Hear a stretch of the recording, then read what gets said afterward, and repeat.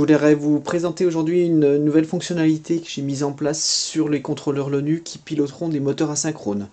Donc je parle bien uniquement des applications avec moteur asynchrone, ça ne concerne pas les applications avec moteur pas à pas. La difficulté du pilotage des moteurs asynchrones, c'est que le moteur asynchrone ne sait pas où il ne sait que tourner dans un sens ou dans l'autre et il n'a pas d'information de position. Donc on lui adjoint obligatoirement un codeur optique qui permet lui de faire le comptage de déplacement et de pouvoir asservir en position le moteur. La nouvelle fonction qui sera implémentée, c'est une fonction d'autotune qui permet de automatiquement régler les paramètres d'asservissement du moteur pour que le positionnement soit le plus précis possible.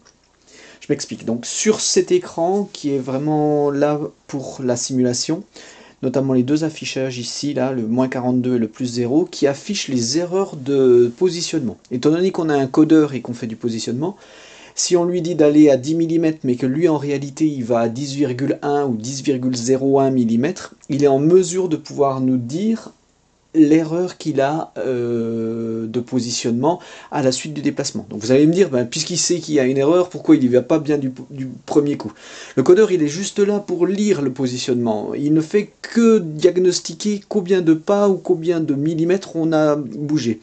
S'il y a une erreur de positionnement, c'est pas de sa faute, c'est parce qu'on n'a pas arrêté le moteur assez tôt, ou on n'a pas anticipé l'arrêt du moteur, ou on l'a arrêté un petit peu trop tard. Ça peut être tous ces cas de figure-là.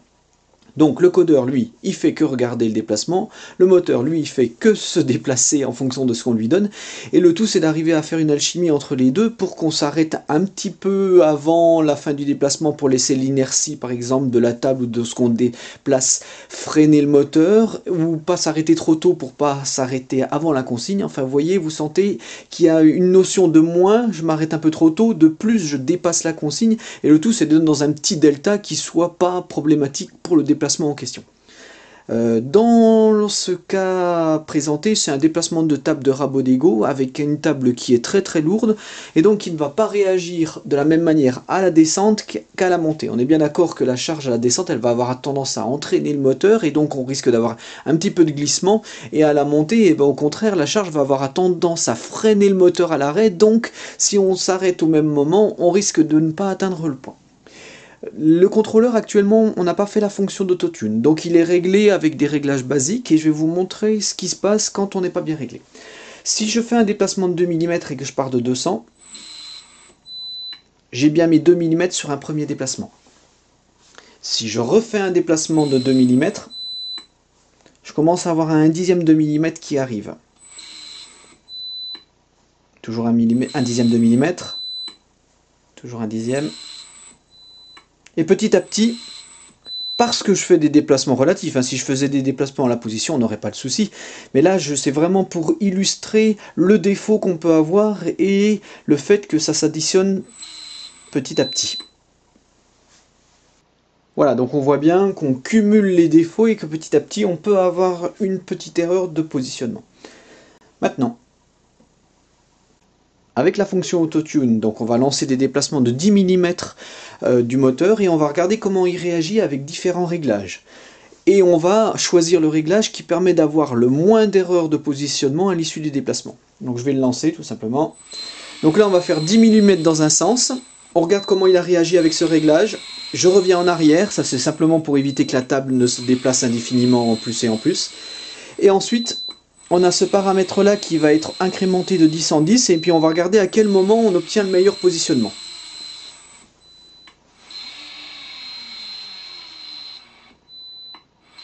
Donc là, on est en train de faire des tests, on va dire, en montée de table, par exemple.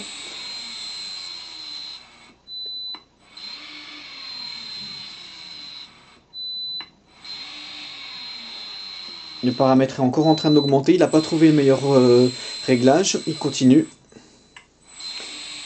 Encore à 70, toujours pas le meilleur réglage pour lui, il continue.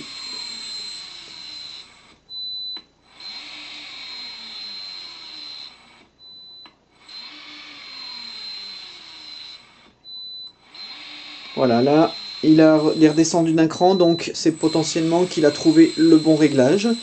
Il est en train de cette fois-ci de tester donc la descente de la table, donc on voit que c'est l'autre indice qui augmente.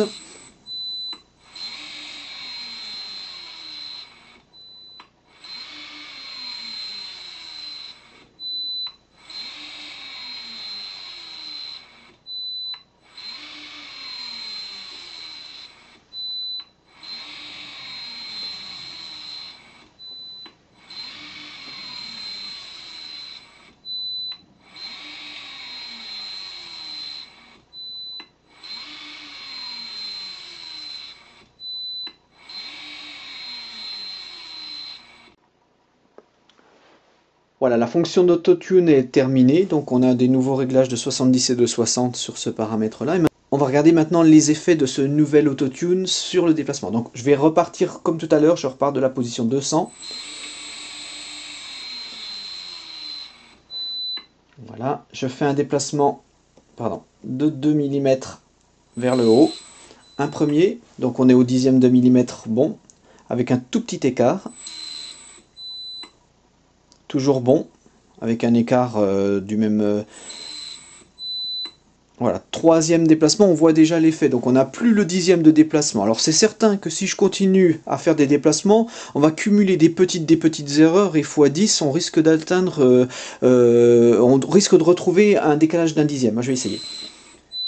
Donc 4, 5, 6, 7, 8, 9, 10. Voilà.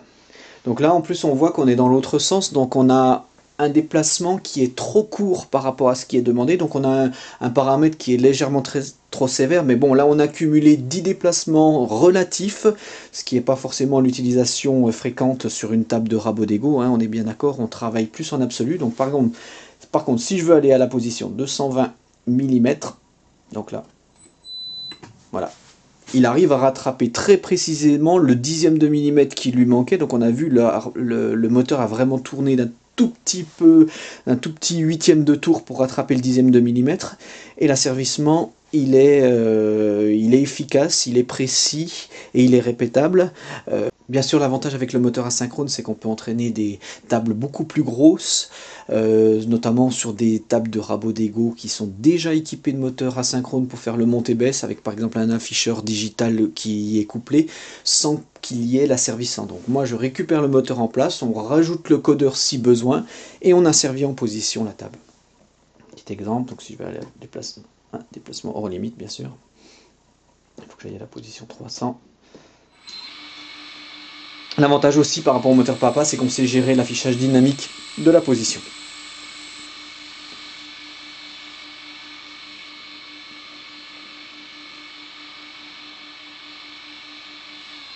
Ralentissement, position au dixième de millimètre. Une petite remarque par rapport à l'affichage. Vous avez pu voir que lors d'un déplacement, on a un affichage dynamique, puis l'affichage s'arrête, puis il est mis à jour avec la position finale. Alors cet affichage dynamique, il est uniquement réalisé lorsqu'on est sur un déplacement long, et ensuite lorsque j'atteins la fin du déplacement et qu'on a besoin de toute la CPU du microcontrôleur pour pouvoir gérer correctement le positionnement final, j'arrête de mettre à jour l'affichage, je me concentre sur l'asservissement en position. Puis une fois que l'asservissement est terminé, je retourne voir le codeur, voir combien de pas il a réellement effectué pour faire la mise à jour de la position réelle et non pas théorique de la position finale. Une autre démonstration pour vous montrer la précision d'asservissement, j'ai demandé une consigne de déplacement de 1 dixième de millimètre.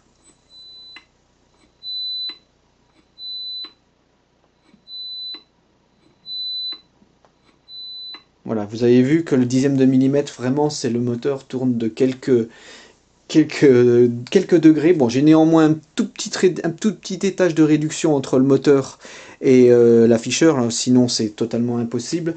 Mais généralement, les étages de réduction sur les machines sont beaucoup plus importants que ce que je peux avoir ici. Donc voilà, on arrive à faire des déplacements vraiment très précis avec ce type d'asservissement.